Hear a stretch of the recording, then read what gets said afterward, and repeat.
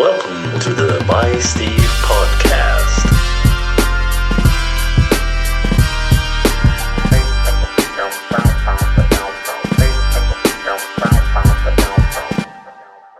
All right, and welcome to the third episode of the Unedited by Steve podcast. I am with James. Say hi, James. Yep, this is me, also known as Yllavation, Yllavation. Yep.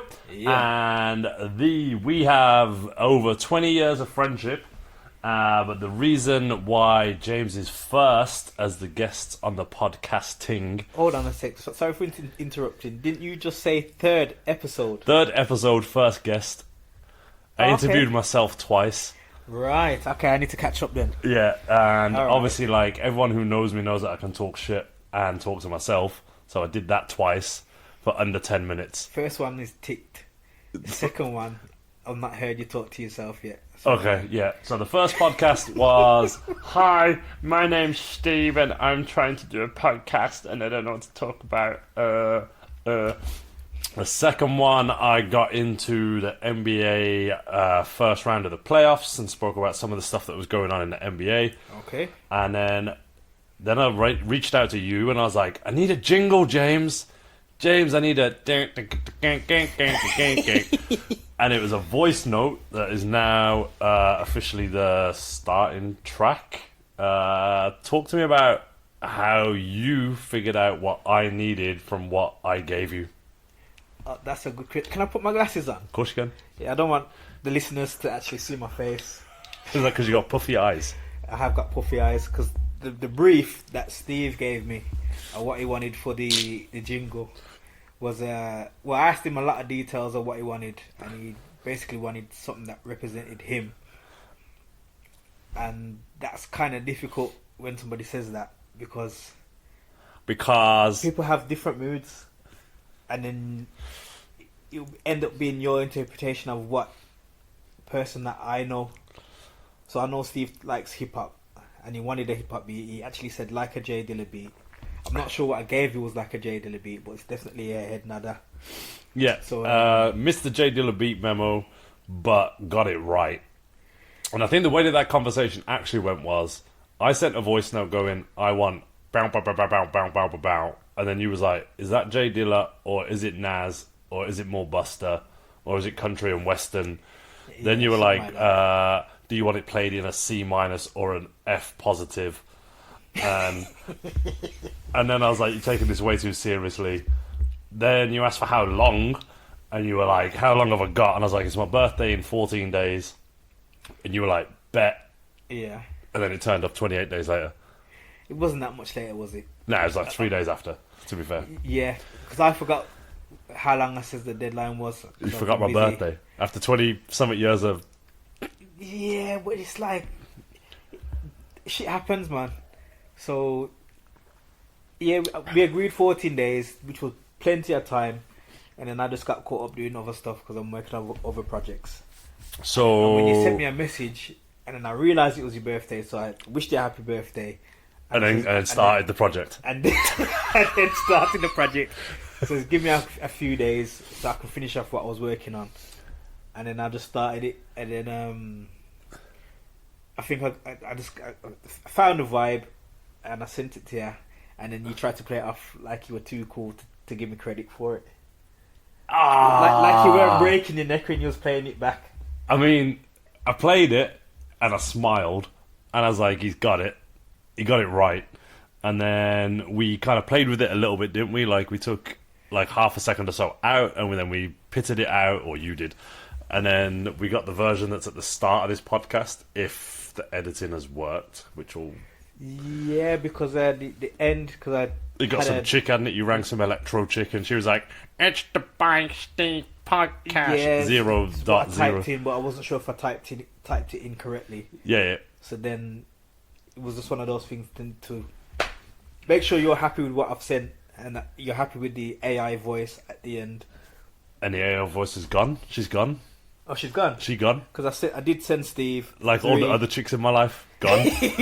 So I did send Steve 3 versions. One is just more or less instrumental. One with the chick at the end, and one without the chick on the end. I kind of got the vibe like I played the chick 3 times, and then again, like most of the women in my life, then I decided that I'd had enough of her, and I was like, I'll just go solo. Yeah, sometimes you need the right chick in your life, and if it's not the right chick, then exactly, job done. Send her on her way. Done it. Yeah, no bus pass, no bus fare, no Uber fees. Oh, don't even talk to me about Ubers. Like we'll do. We've had like a 40-minute conversation before we even got to the podcast about James leaving one of his many pairs of sunglasses in an Uber today. My favourite pair of sunglasses, which I bought in Miami more than 10 years ago, 2008 I bought them.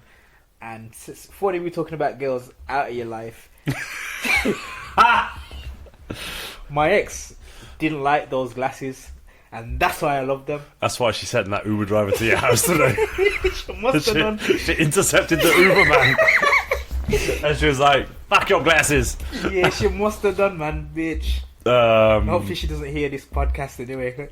She's my only follower. She's your only follower? Yeah. Oh, damn it, hopefully I'll have 2 more after this. Yeah, I'm going to take back my jingle. Yeah. So anyway, on to like a little bit more of a serious thing. So some people don't know who you are. No one knows who I am. Yeah, no one knows who you are, and no one knows what you do. Obviously, I have first port of call contacts with you, so I see the music that you release, and I see the people that you're working with. Like, if you were talking to me like I'm an idiot, like you do sometimes, like tell me like what you do, who you work with, where you're at musically, and where people would have heard or found you, maybe. All right. There's a lot of questions in there. There is a lot of questions. I was born a musician. Been a musician. What are you laughing for? Born a musician. That's true. You've always been a musician. I've always been a musician. I was on stage at 5 years old. I won't tell you how old I am now. Steve knows. So if you wanna know, you can ask Steve. Yeah. So I'd say I was born a musician. So it wasn't by choice. Been on stage since about 5 years old, or been in a band from about then. Done too many. I've lost count of course, I'm going to lose count of how many gigs I've done, places I've been. But my main passion is actually producing, which I think I was introduced to around 88. I think, yeah. So 88, I think I went around to a family friend studio, and then I just fell in love with composing. So I've done a lot of composing.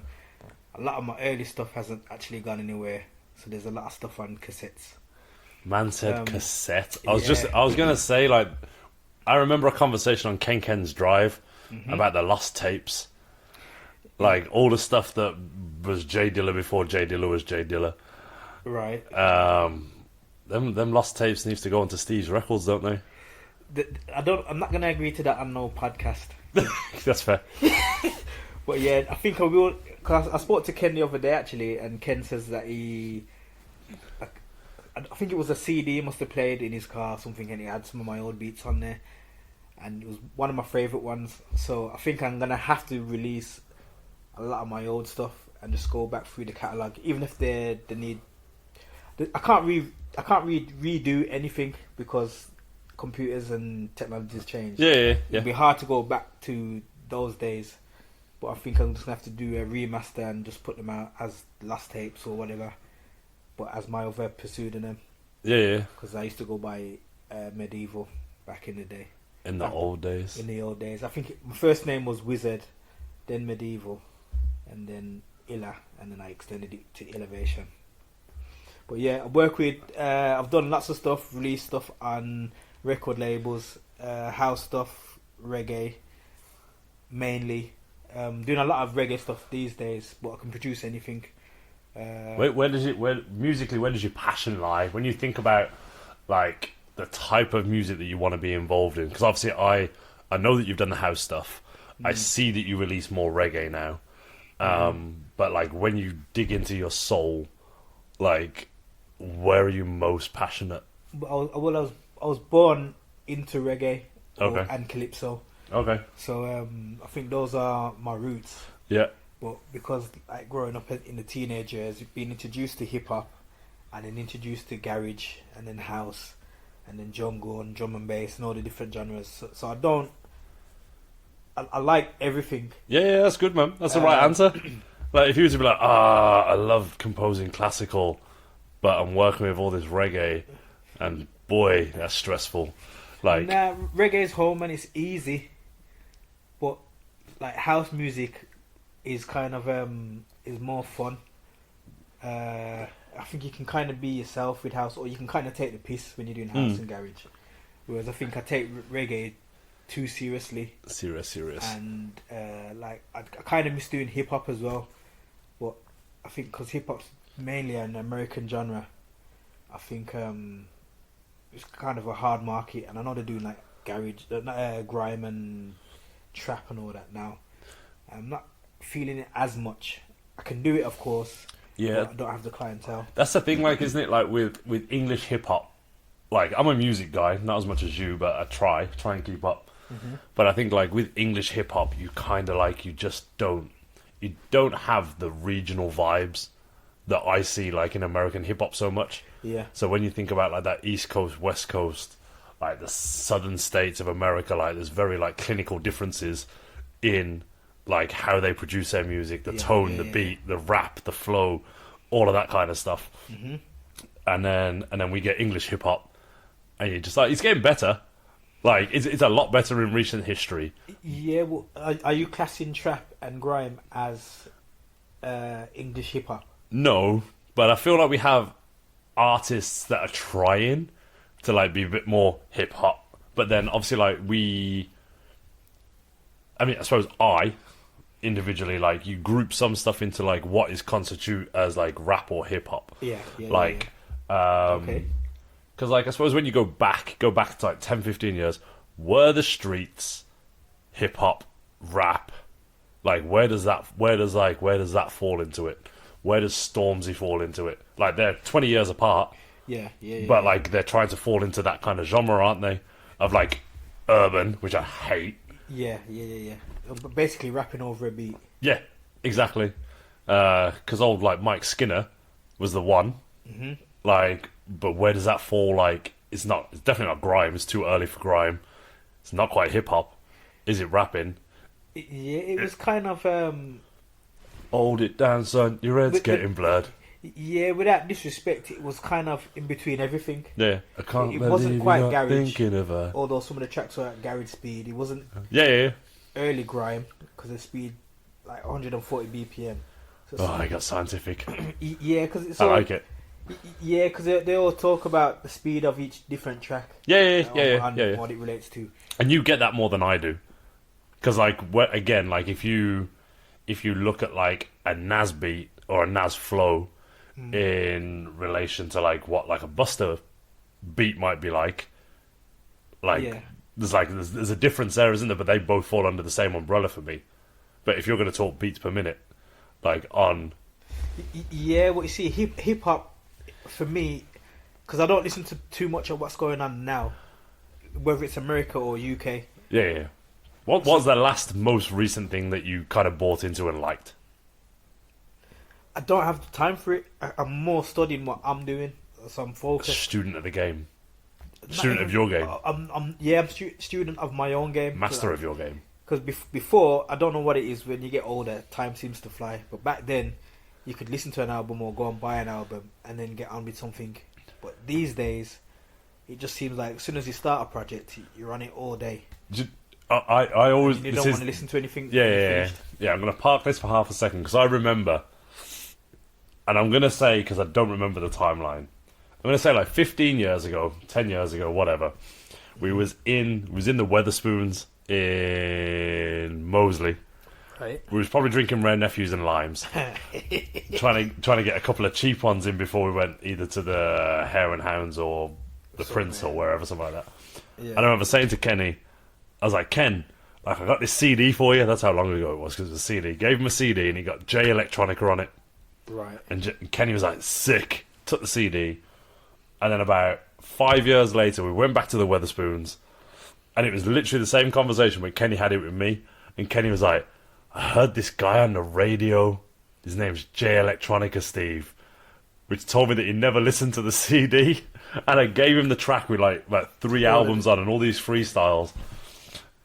And like me and him still have this running joke about the fact that like I'm so far ahead of him, like with up to date music, because I have time to listen to music. Yeah. That like every now and then, like I give him like now an MP3 or a file or a fucking Spotify link or whatever it is. Yeah. He clearly doesn't listen to it because he's married with kids, and that's fine because he's living his best life.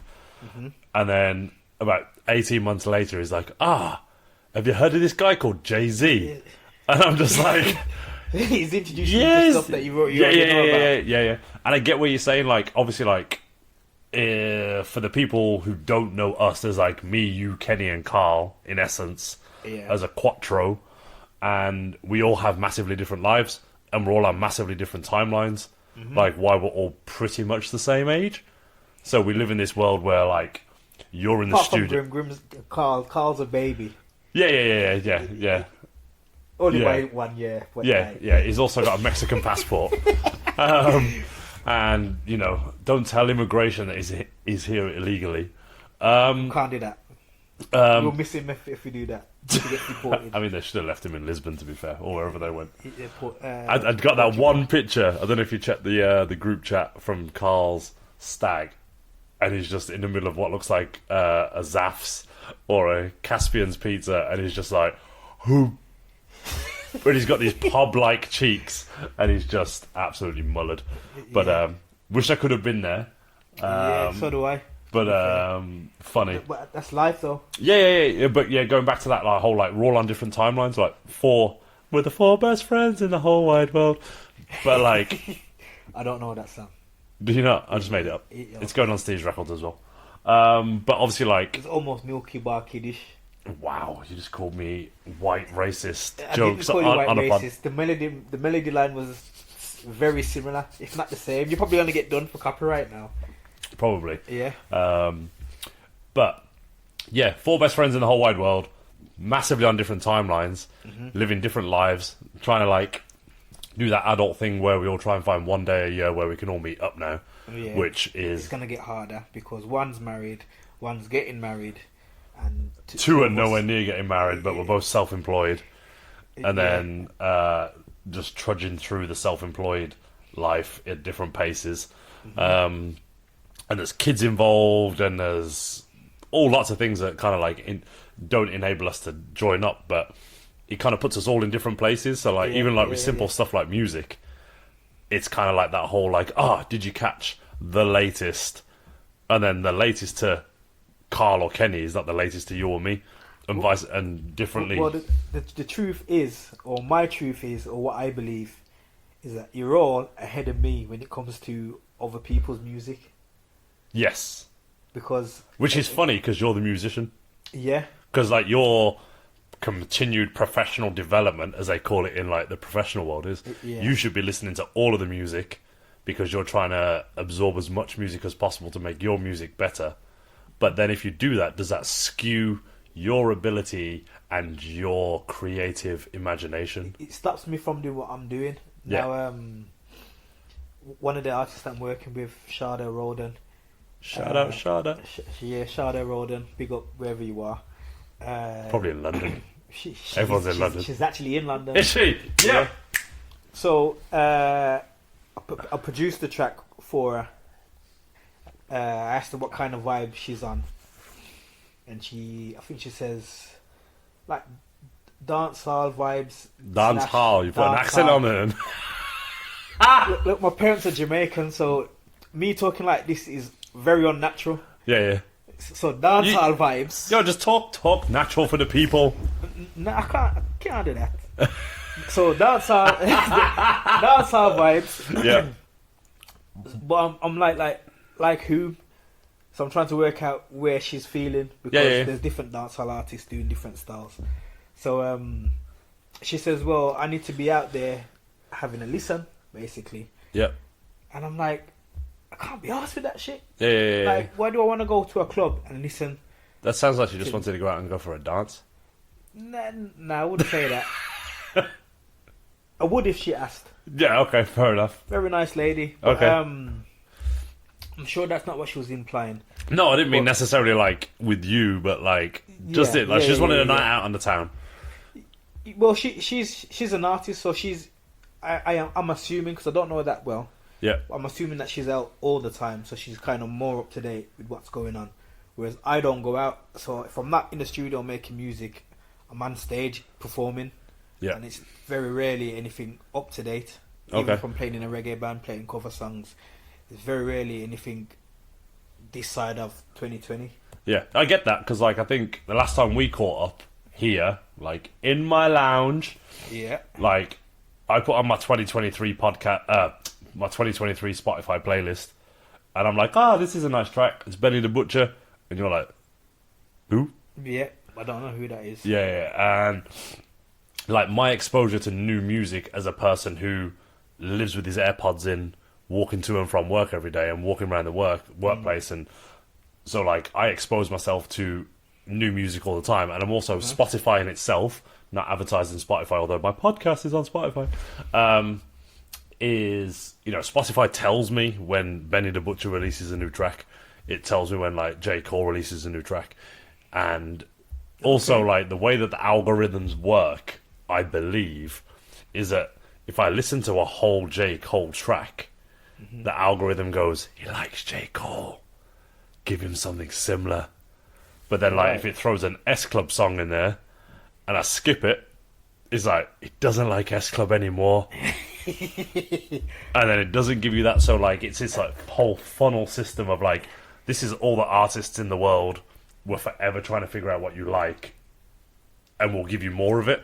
So here's a question now, because you've asked me a lot of questions. Okay. Does that suit you? Because it's clever shit.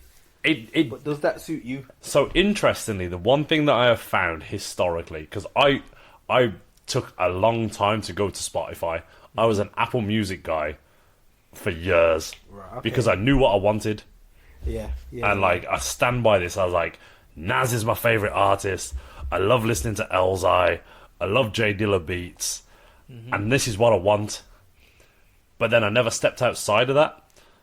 So like I'd just stay in that kind of like bubble of like, these are my 30 favorite artists. And I would cycle their new stuff, cycle their old stuff. Every now and then I'd stumble across something. But Apple Music never gives you a bone. It never gives you like a, what about this? What about this? What about like a new Jabez beat? Do you know what I mean? And then I was like, So then when I went to Spotify would be like, oh, you like J. Cole, you like Nas, you like Dilla. Do you like New Jabez? And I'm like, who's this guy? And I'm like, oh, I like this. Okay. And then it'd be like, okay, you like that, so do you like this? Nope. I hate that. And I'd be like, okay, cool, we'll never play you that again then. And that's the vibe that I got from Spotify quite quickly, that it was better at funneling what I wanted. And while I probably still miss out on stuff, I don't miss out on as much. Yeah, because you've been introduced to other stuff. Yeah, and if you just let Spotify play, and you put like, let's say you go with Benny the Butcher featuring J. Cole, play that one track that they've got, whatever it's called, can't remember, and you just let it play from there, it'll be like, okay, we'll just play you a J. Cole track next, then we'll play you another Butcher track, then we'll play you like whatever. You just kind of get along them lines. Yeah. And then all of a sudden, like, you're in the middle of the ocean, and it's like, how about this? And you're like, oh, this is nice. This is nice. This is nice. And you just get exposed to like more. Okay. Griselda, that was the word I was looking for. Like a Griselda beat or a Griselda track, and then you end up like in this, because Griselda's a producer. So then it's like you get all of the artists that Griselda produces. Right. So then you're like, oh, okay. Like, and then all of a sudden it goes all the way full circle. Then you get a Frank and Dank track, and you're like, oh, this is actually what I really flipping like. And then it's kind of like, okay, we know you now. And then someone comes around your house, logs into your Spotify, puts Taylor Swift on, and then like they mash up your whole algorithm. And you're like, what are you doing? Like, you went that nice? You're a 6 out of 10 at best, and like you just put Taylor Swift in my Spotify, and confused. Yeah, and now my Spotify's like, do you want more Taylor? No, nobody wants more Taylor. I'll do you need a drink? Have you got enough drink? I could do with a top up. Okay. But thinking about that, it's clever and I like it, but at the same time, actually now you've kind of answered the question for me already, because I was thinking, for instance, if you went to say S Club 7, S Club, or whatever you said, S Club, yeah, but they might have a track that's probably not hip hop that I might like, yeah. and that's the thing, being random. But again, I have Spotify, but I don't play it. The only time I need to is when I need a reference. For instance, I might do a new age. They call it new age. I can't remember what they call it now. They got like roots music. When we're talking about reggae, you got roots and you got the new age roots, which is kind of like the new artists like Chronix, Protege. Okay. So if I've done a beat similar to that, or an artist asks for something like that, I need them as references. Yeah. So that's the only time I become up to date, is when someone tells me to have a butcher's, have a look. Yeah, of course. And then that's it. I just go back to doing my own thing. Yeah. It's interesting because it's kind of like I think that's probably what the opposite of what people would have expect of a musician. I'm probably doing it backwards, because I know a lot of producers have to keep up to date with what's going on. I mean, like even house music's constantly changing. You'd have like piano house, where it's more piano based, or they'll go back to the old 90s with the organ based sound or whatever. Do you think? Moving. Important question. When we used to go to bushwhackers, I didn't go bushwhackers with you guys. Okay, so when I used to go bushwhackers, when you used to go bushwhackers, I don't even know where bushwhackers is. I've heard the name. You don't know where bushwhackers is? I don't know where bushwhackers is. Okay. If I've been, I stumbled upon it. And you were mash up. And I was probably mash up. Okay, so I can't tell you where that is now. Okay, so we'll take bushwhackers out of the equation. So when you go to a house club, yeah, and there's a guy playing the saxophone, is he actually playing the saxophone? Oh, he is, and I know someone that does that for a living. That guy that just randomly just rocks around the club. He's been, I give you a joke. He's been paid to play there and do that. I find that really interesting, because I always used to find it quite funny when they used to go to bushwhackers. There was just a guy with a saxophone in the corner, and I'm like, is this guy actually playing, or is it just on the is it in the backing track and it just sounds real good? Nah, my friend that does that, I'm in a band with Andy Sax, so he does that. How convenient that his name's Andy Sax, and then he learned to play the sax. His real name's not. His surname's not Sax. Obviously, obviously. But yeah, like he got. I'm sure he got spotted playing saxophone somewhere. Yeah. And they liked his vibe. Okay. And he ended up playing for Plan B. Oh, okay. Nice. So he did Plan B for however long. Was Plan B a rapper? Going back to the original question. Yeah. Yeah. Okay. I would say so. Okay. Yeah. So it just goes full circle, doesn't it? Back to that whole where does he fall? Yeah. And then now people getting married because I play in a function band, and we do a lot of weddings, and people have that as a request. The one, what did they call it? IB for sax at their wedding. IB for sax. That's the title of it. But so that man's getting P as well. I'm not talking about anyone's funds. But people get hired. Okay, people who play saxophone for Ibiza sax are getting P. Not him particularly, but across the board. Well, if someone requests it for your wedding, you're obviously going to get paid. Decent. Yeah, because it's a wedding anyway. It's a wedding anyway. So they play a couple of house tunes, and then you walk around with your wireless microphone on your saxophone, and you dance and walk around the crowd playing your saxophone. How long would it take me to learn to play the saxophone? If you're committed, shouldn't take you too long, but it depends on how musical you are. Okay. I'll tell you this, when I was at my secondary school teacher, he wasn't even my teacher at the time, he was helping out with the sports teacher. I can't remember his name off the top of my head. So you was in PE and there was another teacher no. helping the teacher. That sounds a little bit weird. Oh, come and watch the kids in their shorts and t-shirt. No. It wasn't like that. Obviously, it's not like that. So, secondary school, you got sports. Yeah. Yeah, and then there was a guy that used to come and help with either if he was playing basketball or playing football. Yeah. There was just another guy that helped out. I don't know if he was paid for it, it was on voluntary work, or it was on some scheme. But there was another guy there anyway. So I've known him for years. And then I bumped into him after secondary school. Can't remember how many years later. And then he says for his 40th birthday, I'm sure it was 40th, not 50th. Yeah, was it 50th? It's a long pause. Anyway, let's go with 45. I don't like lying about stuff if I can help it. Either he's 40th or 50th. He learned to play saxophone, and then he was gigging a few years later. So it just takes dedication. Okay. And then if you keep playing and practicing, watching videos, being taught by someone, you should pick it up in no time. Because obviously everything's like I suppose like code, depending on how you look at things. Yeah. There's a logic. There's a logic in a code. Well, they have the whole like 10,000 hours rule, don't they? Like, I don't know if you know about that. Yeah, I hear about the 10,000, but you'd done that by the time you were 10, hadn't you? Yeah, I think so. And that's not even boasting. Yeah, it's just like I've done that. No, when it comes to stage, like because I wouldn't say I grew up on stage, because a lot of the gigs that I did over the years were on different scale. It could be in back gardens, could be in Richard Branson's house. Yeah. Could be on a cruise ship. Could be in another. Man, worked on the cruise ship for a minute, didn't you? I did 10 years on and off. 10 years on the cruise ship. Are you still at the Jiggity Jam House? Still do the Jam House. Jam House every last Thursday. Every last Thursday. Why am I giving people this information? Because they don't know what instrument to play, so it's cool. Yeah, exactly. But every last other. Although I sound like how I look. Yeah.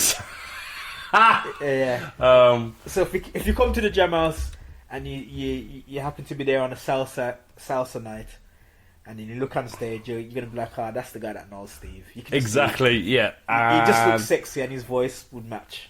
There you go. Oh, I'm not gonna. I mean, you're my boy, so yeah. Let's go with is the sexy guy on stage in comparison to the rest of them. No, don't want to do that. Don't want to do that. Just it's just a bit of self-confidence, not wrong. Yeah, of course. But Jam House last Thursday. Every last Thursday. Like, it's a weird comment. It's like basically, yeah, but check out the Jam House website for their salsa night. Yeah. If I didn't have to get up at 5:30 on a Friday morning, on those days, I would go there on a regular. And there was a space in time when I used to go there on a regular, and it used to be really good fun. I know there's a couple of girls at my gym who do go to salsa. Who Steve hasn't introduced me to. No, but shout out Kitty and... Man says that is my boy, I know that, you know. So yeah, we've known each other, we're best friends, and that the four of us, the quadruple, and this and that, the quad. And he's got girls that come to the Jam House that don't come and talk to me. Anyway. Let me sip my drink. Anyway, so there's a few girls at the gym who go to salsa, and what's the other one? Like the Brazilian version. There's another version, isn't there? And I don't know what the word is. But it's kind of like salsa. But anyway. We can do the K? Kizomba. So like Kizomba and salsa girls at the gym, Kitty and Mel, like smashing up the dancing ting. I'm gonna get Maz to ask for Kitty and Mel. Did you say Kitty and Mel? Kitty and Mel. Yeah. Kitty and Mel in the place.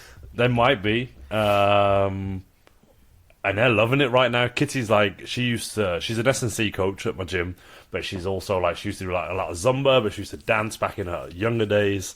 Okay. And I'm saying younger days, and she's like 24. Good body. Yeah. I mean, she's one of my professional coaches. Was that a really nice sigh of I says good body, and you went This is one of my professional, because I am an S&C coach, but no one knows this because we don't talk about this on the podcast, but I'm an S&C coach, Kitty's an S&C coach, so she is one of my professional work colleagues. S&C stands for? Strength and conditioning. Okay, I am strong and fit, and all of the other things that go with it. Alright. Alright, good. But she's one of my professional colleagues. She can dance, loves to dance, will dance, and Mel... is in the process of learning. She loves it. She was at a big Birmingham Uni Mazumba collaboration thing a few weeks ago. So there's a few girls at the gym who are really into dance. Which one's Kizomba again? Is that the kind of the aerobics one? No, that's Zumba. That's Zumba. Yeah, Zumba's the aerobic one. Yeah, Kizomba's the sensual dancing one. Yeah. Hips are touching hips. Yeah, exactly. Alright then. We have a Zumba teacher at the gym as well. Okay. That's Yasmin. She has I think she has an Instagram page that does Zumba, and she has like a class where there's about 50 people turn up on a weekly basis. Yeah. Zumba Queen. All right. But yeah. Anyway, going back on professional track then. So where do you see your musical journey ideally taking you if you could pick the train line, catch the flight, buy the ticket, and end up in an ideal location? You know what? I've been thinking... And I know that's a tough question with music, because you always like, when we have like the off microphone conversations, like, music's a tough world. Yeah, because pass me a glass while you talk. I'd say I don't want much. I don't, not necessary, because I kind of know. Here's something that not many people know about me. When I was, do I know this? I don't think you do. I don't think it's that important, because people kind of seen it now. But and I'll answer the question eventually. But this is a 20-minute podcast in an hour by James. Is it an hour already? No, we're at 36 minutes, but we haven't got a time limit. Okay, it's just whether people listen this long. I'll keep it interesting. I keep it short as possible. So when I was young, I was given this cassette tape, right? And it was about the music industry, and then the dark things that happen in the music industry, and the sacrifices that people make. That must have been one of those cassette packs, not just one. It wasn't. It was just one cassette, right? And it spoke about like hidden messages in music, stuff that's being played backwards, companies and artists trying to get into people's minds with what they're producing and the music that they're doing. And it kind of put me off. And I thought, there must be a way of being able to make music without having to make certain sacrifices and make a living. So the answer to your question is, all I want to do is be able to make a living. Okay. I'm not actually trying to become super rich. I don't think there's a need to be super rich, but just to be able to, say, take a holiday when I feel like. Yeah. I can possibly do that now, but the money that I'm making is by actually being a performer, not production. Okay.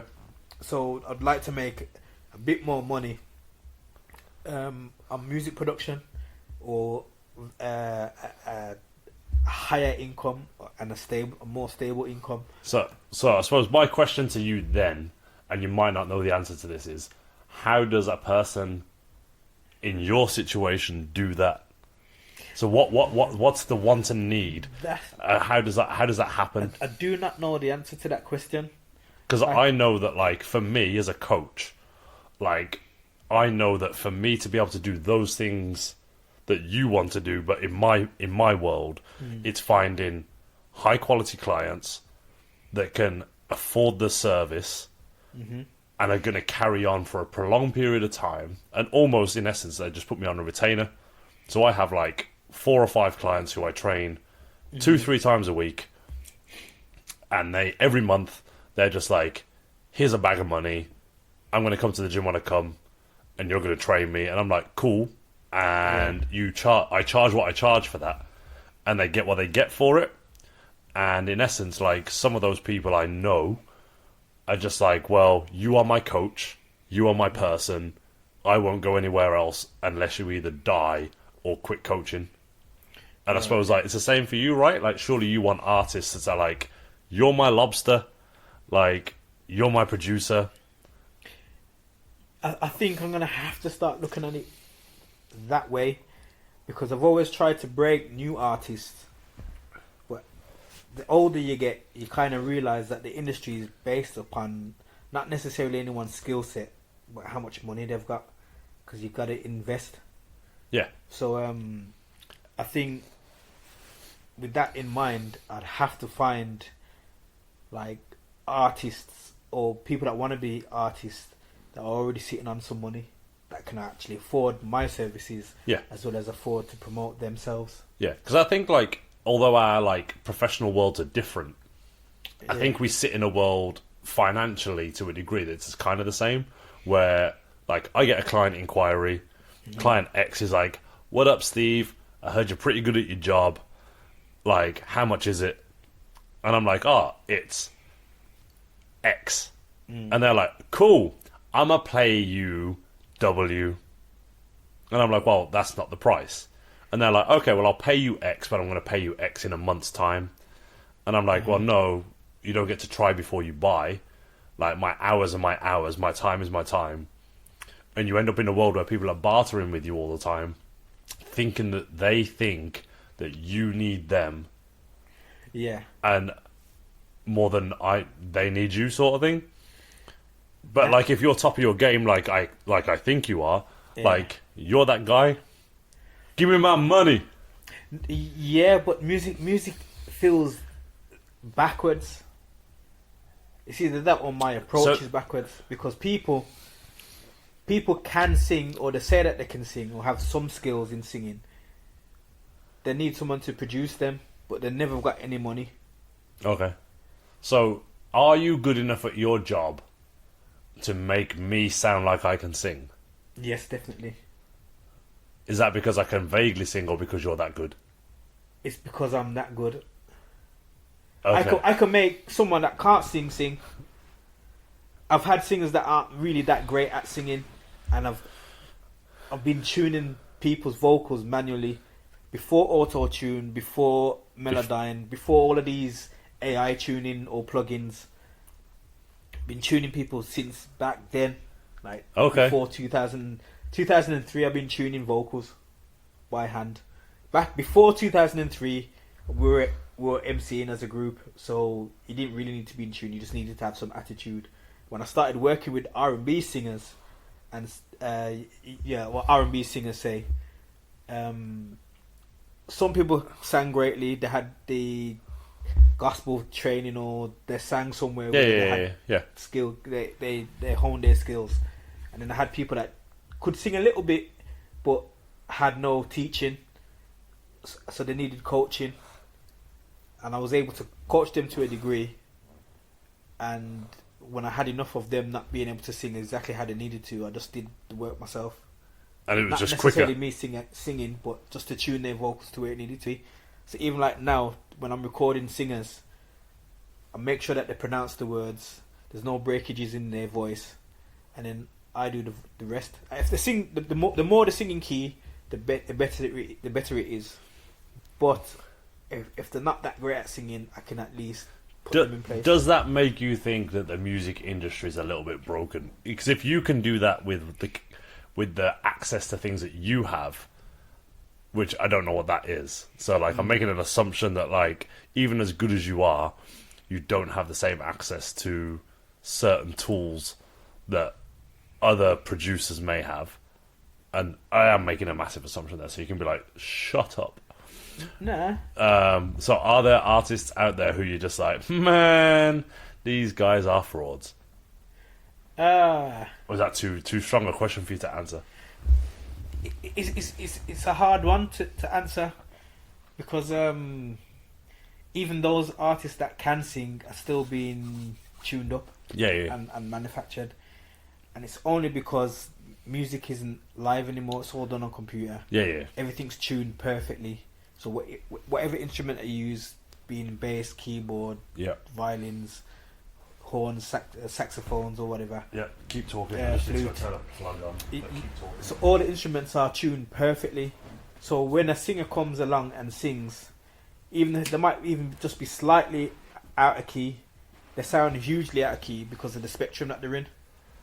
Whereas back in the day, where there was a bass guitarist and his instrument might not be tuned perfectly, and then you got a grand piano or an upright piano that wasn't perfectly tuned from how many times it's been used. You know, the guitarist is probably tuned it to the piano and he's played it a little while, and his guitar's slightly out of tune from how it started off in the beginning before the session. Things I've never thought about. Yeah, people won't think about them, so all these things come into play. So when a singer sings, the singer doesn't have to be that great or has to maintain his pitching that well, because everything else is skewed anyway. It's skewed anyway. Yeah.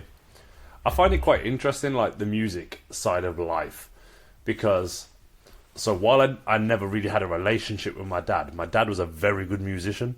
Okay. So like, he could play guitar, he could play piano, like he could play harmonica if that counts. He could sing, and like we've always had this. Did he give you nothing? Did he? He gave you fuck all. I mean, He gave you sports. He didn't even give me that. My mom gave me sports. I mean, and that's why my dad was an absent father, because he gave me nothing. But that's an emotional podcast for another day, probably. Okay. But anyway, but I find it quite interesting because, like, when you talk to the people on my dad's side of the family, like, he was very musical. His sister was very musical. All my auntie's children are very musical, and I was never given an instrument. And I think, like, I missed a trick there. Whereas, like, I think, like, I had that streak. If I'd been given an instrument as a child, I would have been very good at it. And I suppose. I think there's, like, a window of opportunity. And I think that's the same for everyone. Yeah. But, like, when I look at, like, the things that, like, that side of my family do, like, I think that's why I'm so musically intrigued and why I listen to so much music. Because I don't own a television. Like, in my flat, there is no television here. Like, all I do is listen to audio. Like, so I listen to music, I do listen to books, I do listen to podcasts, but as a general rule, I'm like, music. And I think, like, there was a window of time that I just missed.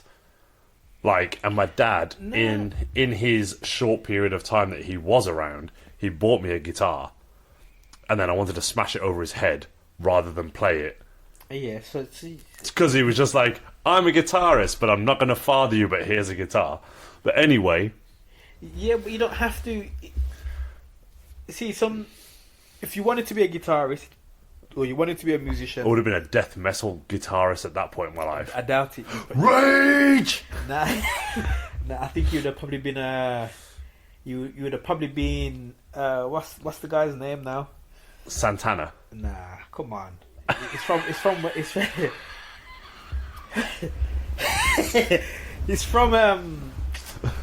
I can't remember his name, and that's a mad disrespect.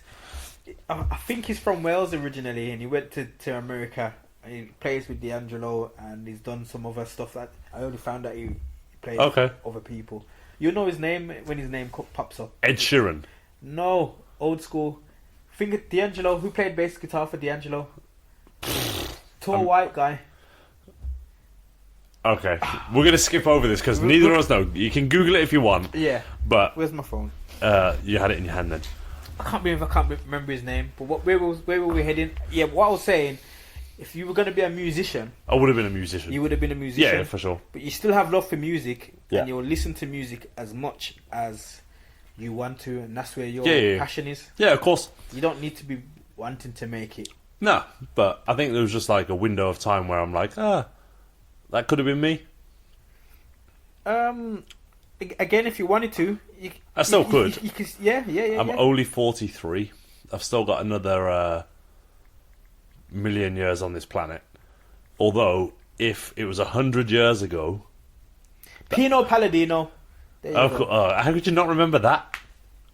It's not a very common name, is it? No, not exactly. That's why you should remember it. Yeah, but it's just not one of them names that. Anyway, if you end up listening to this podcast, Pino, I'm at him. I'm gonna when I post it, I'm gonna be like at Pino Palablino. Sorry. Yeah, but see, you would have been the guitarist version of him, I reckon. Okay. Although I don't think Pino's I don't think he would class himself as an R&B based guitarist. Yeah. I'm not sure what he would actually class himself as, but he did lots of different stuff. He did. I'm not going to say commercial stuff, but he did more commercial. He did stuff that wasn't just R&B. He did other genres. Yeah. Okay. Because I watched a YouTube video and they were talking about his prowess. Is that the word? Yeah. He was talking about his musical skills. Yeah. And I was very fascinated because I knew he played with D'Angelo and he's done stuff with possibly the Roots or maybe that circle. Yeah. But the other stuff I didn't know. Okay. I'm like, wow, okay. So then my respect for people like that goes up further. Fair enough. That's good. So pony. Obviously you're a big Roots fan, which means you're a big Questlove fan. I wouldn't say I'm not a fan of anyone. If I like your music, I like your music. If I don't like it, I don't like it. Yeah. And I don't think there is anyone that is 100%. No, but curveball question. Yeah. So Questlove, and I think this is true fact, so it might be wrong and someone might kind of like write a comment after this. So Questlove and the Roots, were involved in the writing of the music for Hamilton, the stage show. I didn't know that. Have you ever seen or listened to it? No. Do you know what it's about? No. Okay, you should do that. But just put that on your to-do list. Okay. And then we'll leave it there with the podcast. So basically, Hamilton is a stage show. It's a musical bait from America, isn't it? Yeah, but it's in rap and it's in hip hop. So it's I didn't know they had anything to do with it. Yeah, so it's performed in hip hop and rap about the American Revolution. And my understanding, and I hope I haven't got this wrong, is that Questlove and the Roots were involved in that writing process. Okay. It's very good. It's coming to Birmingham next year as well. So if you've never seen a stage show, you've never been to a theatre, not making an assumption, you should do that. Yeah, that I will do it. But I could say, because I've worked on cruise ships, I've never been a fan of that sort of style of performing arts. Okay, I get that. For instance, like Cats and the Joseph and his Technicolor. Yeah. That sort of stuff. I get it. I don't want to disrespect it because it's an art form. Yeah, but it's not for you. It's not for me. Yeah. And it seems if you want to use it in commercial terms, it's cheesy. Yeah. So I appreciate that. Mm. If nothing else, you should maybe just, like, even on your Spotify, listen to the Hamilton soundtrack. Listen to a bit of it. No, but you see, for what you're saying, I could imagine going to the theatre to watch this show and being able to nod my head to the music that's happening. Yeah. Instead of like, and it's all like, there's a flow and there's a rap, and the guy who wrote it, who I can't remember his name, like, he was obviously in America he performs in it as well. He's definitely not going to perform in it at the Hippodrome in Birmingham. Okay. But I saw it in Victoria in London a couple of years ago, and man's going to check his text message on the poddy. But anyway, I'm listening to it. Yeah, Remember, I'm checking for my glasses, which I left in the Uber. Yeah, this is true. Went to see it in Victoria in London a couple of years ago, and it was like the best thing that I'd ever seen on stage. Yeah. And I will, hands up, I will admit, I like a stage show. I like a musical. Like, but it was just, like, it was amazingly different as well. Like, I'm not ashamed to admit, like, I like a little bit of Chitty Chitty Bang Bang. I like a little bit of Sound of Music. Like, I like that cheesy sing along a little bit. But also, like, bringing that down to, like, what Hamilton was. I was like, this shit is amazing. Because it's so engaging. It's like 3.5 hours long, and, like, it goes like that. Okay. And that was having seen it on Disney Plus beforehand in lockdown, and then having listened to the soundtrack, and then seeing it live. It was still, like, even then, after having probably engaged with it 2 or 3 times before, went to the live stage show. Like, this is amazing. Like, and maybe I'm just an easy sell. Nah, but there's something for you. Like I said, I worked on cruise ships. I get that. On and off for 10 years. And I've been invited to watch the shows, and I've probably sat through some shows. Yeah. But it's not for me, because there's a lot of dancing. And although I supply music for people to dance to, I'm not a dancing person. No, you're not. So, I mean, I'll take the piss now and again, and I might grab a girl's hand and I might spin around and whatever. Yeah, but spin around twice and be like, what's up? Yeah, that's just messing around, and I try and show it a bit of interest, but I supply music for a living, so that's where I just want to sit. That's where my lane is. Yeah, I get that. So when it comes to those sort of shows, I'm watching them, and it's just like, I want to live in America. Yay! It's just a bit like... Is that 5-0 Goes West? I'm not even sure which musical it is, and hopefully you don't get done for copyright, but because I know I sang it more spot on. Somebody's gonna sample that and use it now because it's how crisp it was. Yeah. But yeah, it's not my sort of thing. No, okay. I think if you can't play it at home as a record, or as a hip hop track, or a reggae track, or a calypso track, or a dance track. See, that's interesting because I will play the Hamilton soundtrack here on my ones and skip around my flat singing it because like some of the tracks are like they're like that. They're like normal music, or are they like musical music? They're normal music, but they're also musical music. But you kind of like, I think like because I've seen it as well. I'm like, oh, I'm into this. Like, but you know, I think that's one for you. That's one for you to like think about. So we've spoken about music quite a lot. Yeah. We're pushing 55 minutes, longest podcast. It's fine because I'm an interesting bruh. That's right, very interesting. Most people won't get this much out of me, and I know you've done a lot of the talking as well. Yeah, I'm a very quiet person. But do a lot of listening. So any ladies listening, right? Man's shopping himself. You gotta. No one else is gonna shop you. This is true. There you go. And I'm not in a rush to get this over with, so it's not even about rushing to it. But we've spoken about you and the music industry. You've already paid me for an hour. Sorry? You've already paid me for an hour. I got 4 minutes and 53 seconds then to talk about our friendship. Nah, missing about. Carry on. Nah. So moving on from like the professional stuff, like you've done the jingle, we've spoken about your music life. We have been friends for a long time. Mm-hmm. So talk about our friendship. Because I feel like this is the pillar podcast of how I move forward podcasting. Because the one thing that I've always been like told is that like I'm good at talking, I'm good at interviewing, I'm good at like engaging. But people don't know a lot about me other than what I tell them. And my short story is I'm a basketball player, I really support mental health, and I like to lift weights, and I like music.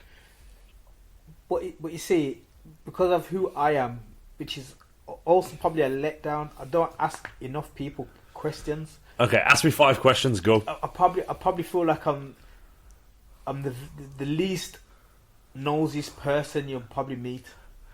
And that's good, because some people are nosy for the wrong reasons. Yeah, people ask too many questions. Yeah, I don't ask any, and I'm practicing asking people a few things because I've learned some stuff. Okay. So practice on me then. What I know of Steve, if people want to know, right? I met Steve through Ken. Kenny Ken, mutual friend of ours. So I think they played basketball together back in the day. Kenny used to bully me, but that's another story. That is not possible. I know, like he's like 4'6" and I'm like 9'12". Yeah, exactly. But he was part of the crew and I was not. So he was like the mob mentality. Right. Okay. He didn't want to let down his side. Yeah. Okay. Yeah. And then I was just sick. He was being a product of his area upbringing. Exactly, and I was just this slick out of. This guy just said slick. Anyway, I was this out of area, pretty good basketball player that got dropped into a group of probably 20 players, and I was pretty good at playing sports, and I think some people in that group didn't like it. Okay. And then Kenny was like, yeah. But it was a start of a beautiful relationship. But anyway, you carry on talking. Yeah, so I don't know how Steve was just another one of those guys that like hip hop music. And I suppose if you think back to 20 years ago, it's longer than that. But we'll round it up. Round it up. I would say that there wasn't. I'm going to say there's not many people in my circle who are white that like hip hop music. So do you know what's quite interesting? The fact this is an audio podcast and people might not know that I'm white. Did you want them to know this? I don't really care. You could but it is what it is. Yeah, it's cool. Man. No. I've been white for a while. 43 years. All right, and I'm a black guy, so if any of my comments offend you, you're just weak. I've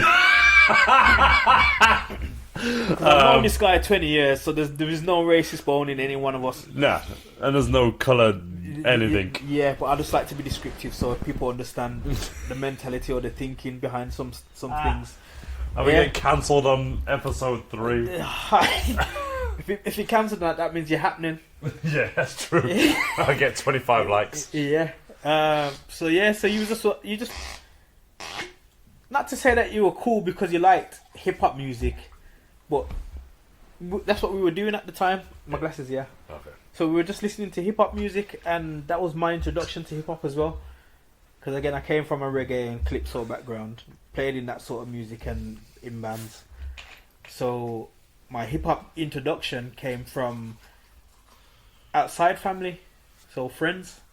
So, we all merged together with our love for a different genre that we probably didn't grow up listening. I don't think Ken's mixed race, so I don't know if his upbringing was hip hop. I'm not gonna say that his dad listened to hip hop. Nah. I don't think his mom. I know his mum loves Dennis Brown. Yeah, that's true. So his mum's like my sister. My sister's like, Dennis Brown, and I'm just like, really? Yeah. So but yeah, for those of you who don't know who Dennis Brown is, he's a veteran reggae artist who's passed away. He passed away a couple of decades ago, I reckon now. But yeah, so Ken's upbringing isn't reggae. Carl, Mexican. He's another one, mixed race. I don't know what his mum listened to. I can't think back to what her catalogue of music would be, but it wasn't hip hop. James out here just racially tagging everyone. I'm just saying, like the giving mix, the people a verbal. The mix of our friendship, or friends. Yeah, it's eclectic as it goes. It's very eclectic as the background and upbringing that we all have. Yeah. Even like Glenn. Now Glenn's a black guy. Yeah. And if you throw Gareth in there as well. You can throw Gareth in there, although I don't know Gareth as well as the rest of years, because Gareth is very quiet, kind of like myself. Yeah. Yeah. But so then you've got Glenn, who's a black guy. I'm not gonna say that his family background is very musical in such sense. Like, if you come to my house back in the day, you'd always hear music.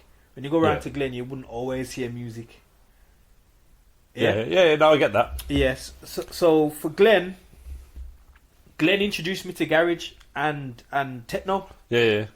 But I'm thinking to myself, how's this guy listening to techno? And Glenn will play me out, bad day, but what that. I'm thinking, yo, this man's bringing something different to the table. Everybody brought. But that's what I like about flavor. the friends that I've got, because everybody came with something different, and we all then found common ground, whether it was hip hop, whether it was garage, whether it was R&B. I mean, I hated R&B when I was younger because it was for the girls. Yeah. Like, hip hop was man's things. Yeah. But then you get older and you find that you have to like R&B. Yeah. And there's certain R&B tunes that you just have to like because of how they are. But so that was where our friendship kind of started, where it was more or less for the love of music. I didn't have common ground with you guys playing basketball because I wasn't really a sports person. No. And then we've just kind of carried that on for years. It was always about hip hop when we all came together. You weren't a smoker, but I don't remember you smoking. Nah, not my thing. I used to smoke, and a few of us used to smoke. I'm not going to say who and who smoked. Not sure if they want all that information out there. Although I've said whose race and what background they had. So I kind of went in a little bit deep, but with no disrespect anyway, of course. Never. So, and I can't say who and who smokes because, again, people got jobs. Yeah, it's true. You know how some jobs are a bit stupid. Nah, but that was like 20 years ago. Yeah, but some jobs are still stupid about who smokes what. Yeah. Whether people are still smoking whatever they're smoking. But anyway, we digress. We digress a little bit. But yeah, so that's as much as I know about Steve. He likes basketball. I mean, you sold me really short then. You were like, he turned up one day as a basketball player. He liked sports. He liked hip hop. And you just summed up our 20 years of friendship.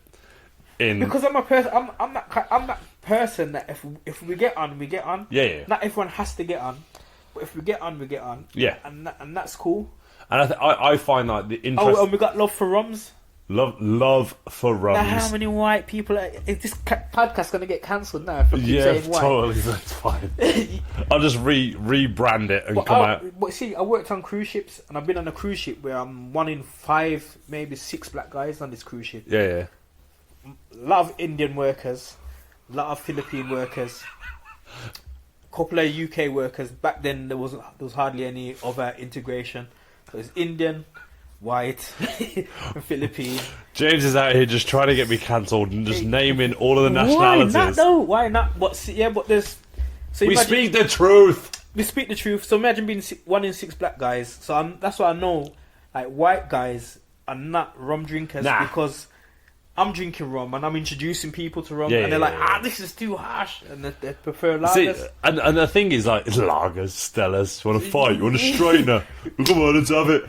Like, and this is like the one thing that I constantly remember about, like, our upbringing when we used to go out. Like, we used to come round to yours, like, you'd have a bottle of something that no one had ever seen. Like, or you would have that one big bottle that had got a shot of everything you'd ever seen inside it. Like, and it would just be like fucking the devil juice. Oh, the devil sweat. The devil sweat, that was it. So we'd have a shot of the devil sweat. I think the first time I ever came to your house, we drank devil sweat, I swore, and then you were like, don't swear, my dad's in the next room. I'd never met your dad before. I don't think I've ever really met your dad. Not face to face. Yeah. And I think I was just like, fuck, and you were like, shh. And then we walked up to Mosley. Yeah. And drank more rum. But yeah, like, I think, like, you're right there. Like, the one defining factor and the one connecting thing, obviously, is like that we all like a good rum. And today we are podcasting with Dr. Ema's ship's physician, which was a birthday present, which is 57%, which has kicked us both in the ass, to be fair, when we sipped it, because we always like to try it unmixed, uniced, uncitrused. That is the rule. If you're introduced to a drink for the first time, sip it. You got to taste it first. Yeah. And then decide if it needs chasing or ice. There you go. There you go. Do it properly. So shout out to Badger, one of my clients, for hooking me up with that for my birthday a couple of weeks ago. But that punched us both in the gut. I don't know if it's our age or... Yeah, my esophagus is damaged. But yeah, 20 years of friendship summed up in... He's a basketball player. He likes rum. I know it doesn't sound much, but you got to remember as well, a lot of those years, I was out of the country. Yeah, so, but they're also like... I think like the reality of all of that is, for all of us, is that's like just... That's a real friendship though, because it's basic. Like, there's no complexity to it. Exactly. Like, we get along on a level. Like, I respect you for what you do as a living. Vice versa. Exactly. And we respect each other as humans for how we treat people. Yep. And I think the one thing that, like, you kind of like, the underlying or the underpinning thing with friends is that you have the same moralistic direction and you treat people the way that you treat people how I treat people, which in turn is like... How we want to be treated. Yeah. Yeah. Exactly that. Yeah. And, you know, we both of us and all 4 or 5 of us in that friend circle live in a world now where we don't necessarily talk as much as we want to. But when we do come together... It's nothing but love in it. Yeah. And the jokes... Pure jokes from back in the day. And I always think about that time when Kenny bought the white shoes and he was in his house and he was like, can I wear the white shoes? And I was like, yeah, the white shoes look sick. And then he got in the taxi and I was like, the white shoes look whack. And he had a full-on meltdown. And for at least like 3 weekends when we used to go to like clubs, he was like, can I wear the white shoes? Yeah, you can wear the white shoes. He's like, you sure? So I'm like, yeah. Ken had white shoes? White or cream.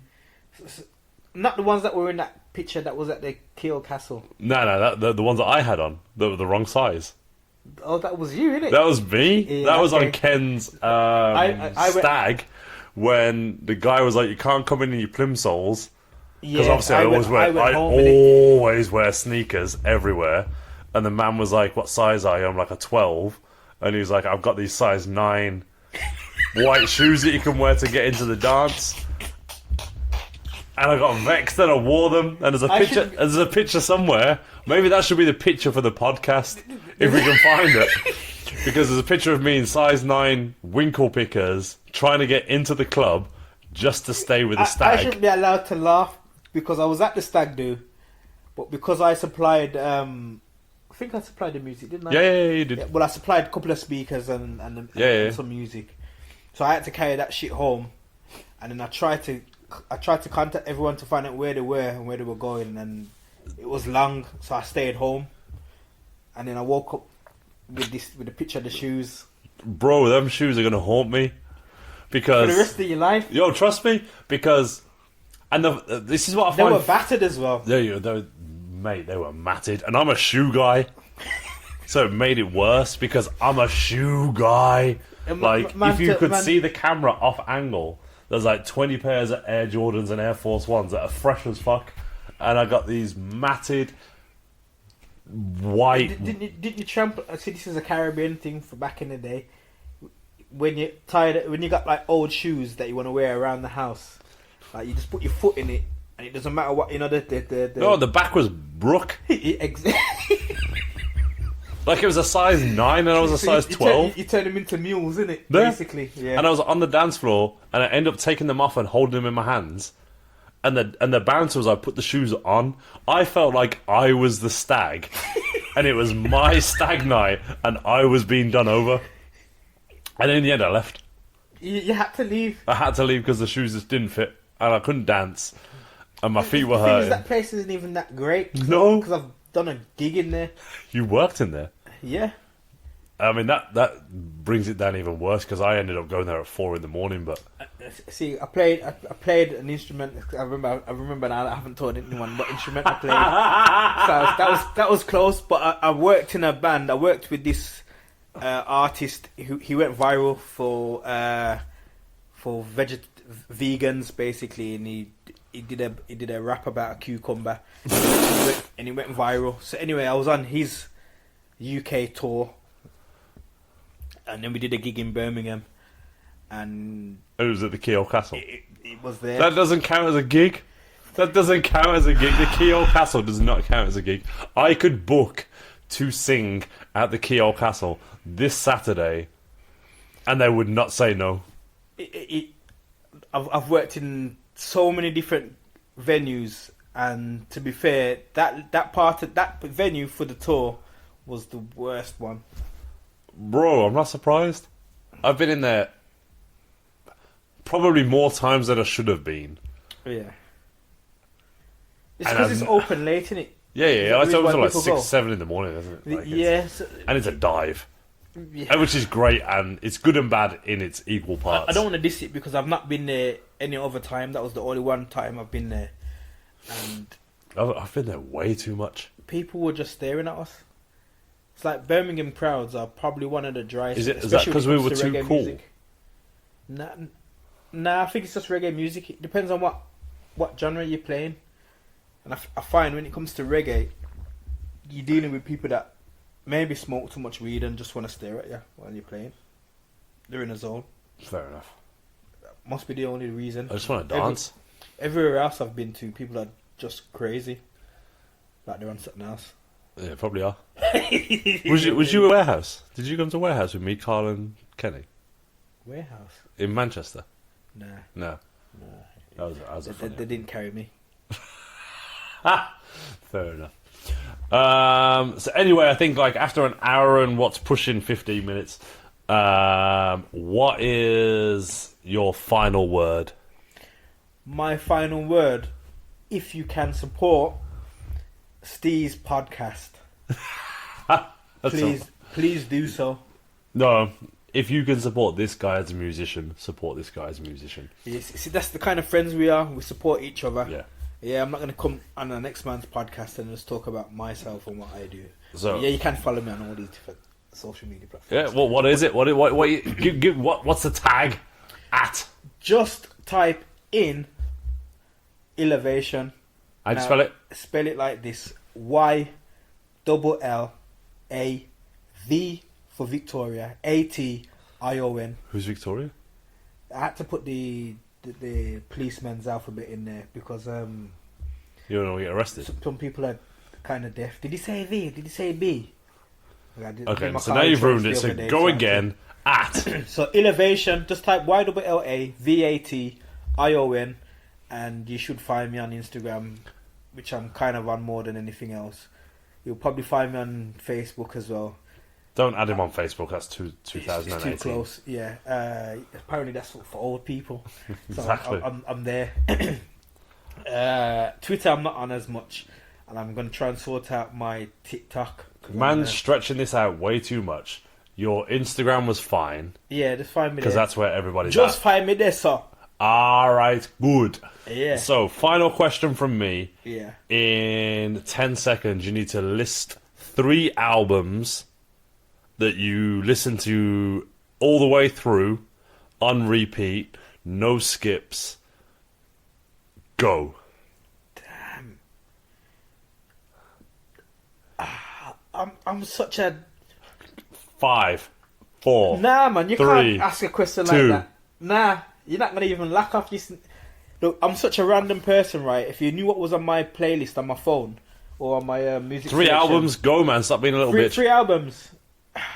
You know what? I'll have to narrow it down to hip hop. 3 albums that I enjoyed, right? Not even so much enjoyed. Here we go. So, Slum Village. Which one? The one what's got Climax on it. What's it called again? Oh, look at him throwing it my way. Fantastic, okay. Volume Number 2. Okay. There you go. There you go. Right. The reason why I picked that album, because I don't need a reason, just pick the albums.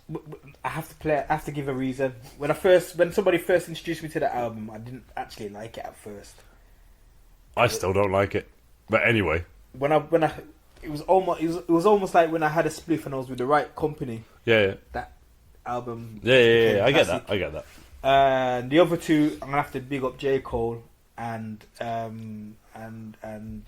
what's the other guy that they're kind of pairing them to as the 2 newest hip hop artists? J. Cole and Kendrick Lamar. So, quick question then, because you've said that. I played those 2 albums more than any other new album. Okay, so quick question, because I didn't know you were going to say that. So for me, Kendrick doesn't make enough music to be great. You've got under 3 minutes to discuss that fact. Do you think Kendrick Lamar makes enough music to be considered great at making music? Nah, I don't think it has to be a point of making them a lot of music. So you don't think do good music? So you don't think body of work, amount of music. So I think Kendrick's great. I think he's really good. He doesn't give me enough music to want to listen to him. I hear that. I get that. But you see, how much $1 costs? That tune played so much times in my car. Yeah. That track for me made his album. Yeah. I get that. If that track wasn't on that album, you could. Which I find it interesting because, like, I'm a massive J. Cole fan, but then I also think J. Cole's gone the other way, and now he also almost features on too much music. So now I'm just like, ugh. J. Cole is very, very East Coast to me compared to Kendrick. Yeah. So, J. Cole's clever. If you listen to his tracks, you can listen to his music and his lyrics. He is clever. That album, I don't know what the album's called off the top of my head. I can't remember because obviously it was ages ago. But that album that's got I can't even remember the name of the song. Doesn't matter. The one with when he's talking about sleeping with a girl for the first time. I know what you mean. He's chatting her up in the classroom. Yeah. That album. Yeah. Like even that his wordplay and how he delivers that album, that was a great find. I can't remember who showed me that album there, and I enjoyed that album, and I also enjoyed Kendrick's. Yeah. That is just for the newer school people, but for anyone before, those are my 3. Yeah. I really can't. That's a good answer. Can't pick 3. There's not a wrong answer. I know there isn't a wrong answer because it's a hard question. Yeah, because I haven't figured out. Like, all the good podcasts in the world, they have a question at the end that just solidifies. Like, I love All the Smoke. Yeah, because All the Smoke are like, okay, if you could have any one person on this podcast, who would it be? And you're like, Jesus! And you're like, so you need to go get Jesus? Yeah. Like, okay. And I haven't quite figured out what the end of my podcast looked like. So you've given me 3 answers. We're good. You give me your thoughts and feelings. I know asking a musician about musicians is always tough. Yeah. Because the next person might be a scientist, and then I might be like, name me your 3 favourite scientists, and they'll be like, well, Can't do that. But you probably can. It might be a silly question to them because they might not look at it like that, but they might do. Yeah.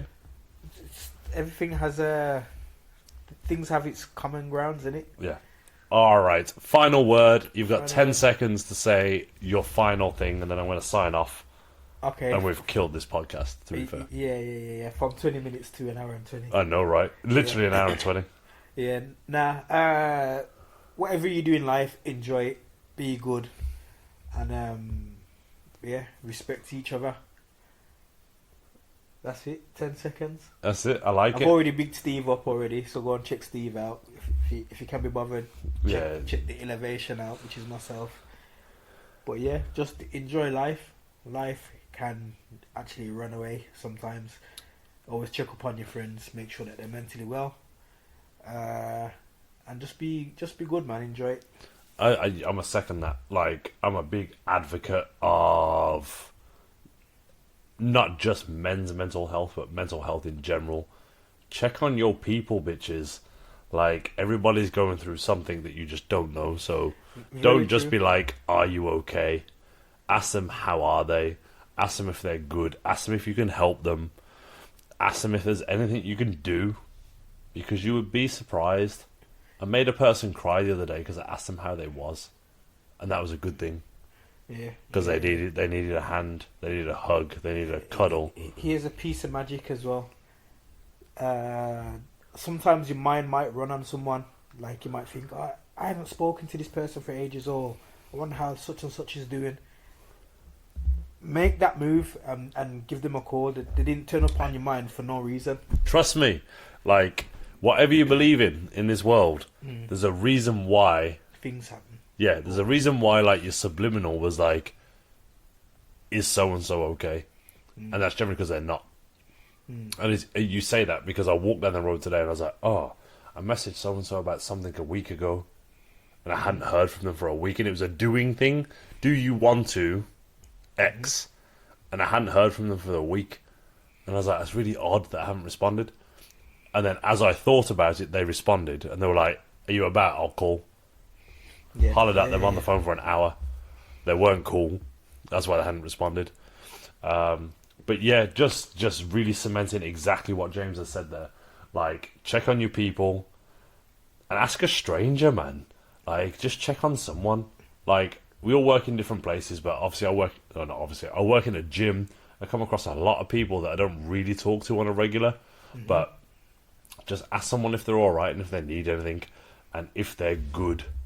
Because generally nobody is. Everybody's carrying some shit. They got a sack of shit with a rucksack full of shit and a bin bag full of shit. But there's a lot of people that are actually tuned in. Yeah. When my mum passed away in 2013, and I went and did a gig in the Isle of Wight somewhere. In the Isle of Wight, and I remember after my set, I went and chilled out by the bus stop. And I was just sitting there, just watching the world go by, minding my own business. And then this old guy, I say old, he had a grey beard, so he's obviously wise. But that's like me, I got a grey beard. I've got a couple of grey strands. But yeah, but this old guy just came up and started talking to me, and what he said kind of made sense. It was almost like somebody sent him to come and talk to me. Yeah. So, because sometimes it's easier to talk to a stranger as well. Yeah. I say that to a lot of people. I say, if you want to talk, because sometimes it's easier talking to somebody that you don't know as much than it is to talk to a direct family member. Yep. So yeah, just like things like that, man. People do appreciate it. Yeah. And it happens at the right time, always. The world definitely has a way of sending what you need at the right time. Yeah. And sometimes you miss it. Sometimes you don't. Sometimes you embrace it, sometimes you don't. And sometimes you can be ignorant and you don't want to. Exactly. Yeah. So we're an hour and 24 But don't be ignorant, is what I'm saying. Yeah, don't be ignorant, don't be rude, don't be unkind. And just ask people how they are. We're an hour and 24 in. This is episode number 3. I hope somebody gets this far. Like, I hope somebody gets an hour and 24 minutes into this to appreciate the fact that this is quite an honest podcast, and this is how I want my podcasts to run. With whoever I interview, whoever I talk to, I want them to be open dialogue, open conversation, lots of thoughts and feelings. So let me know if you get this far. James is going to sign off with however he's going to sign off in 3, 2, 1. Peace. He's a basic bitch. I'm going to sign off with, this is the By Steve podcast, episode number 3 on Spotify and all of the other Apple Music kind of dialogues where you find your podcasts. I'm done for today. I've enjoyed this. We're going to move on to the next one, which will probably be a really short one of me talking about the Denver Nuggets winning a championship ring, and we are out for tonight. Say goodnight, James. Good night, and if you can't be good, be clean. All right. Good.